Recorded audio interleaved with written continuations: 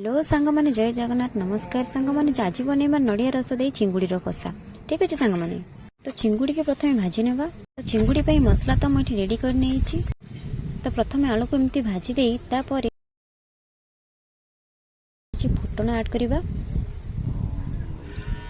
तापर पियाज को दे पियाज को ब्राउन कलर होगा पर्यंत घाटी नेबा ठीक अच्छे सांग मैंने एठी हमर ब्राउन कलर हो जाए अदा रसुण पेस्ट दे टमाटो कटी रखी टमाटो को दे भलसे आम मिक्स करनेबा तो एमती भलसे मिक्स कर सारा पर से लंका गुंड आपड़ जी चाहिए तो चिकेन गुंड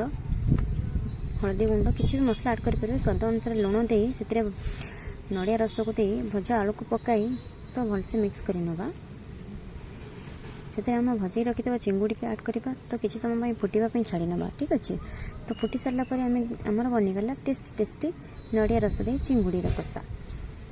तो सांग मैंने खावाई बहुत ही बढ़िया लगे तो देखो सांग मैंने कलर टी केमी टेस्टी लगुला थैंक यू।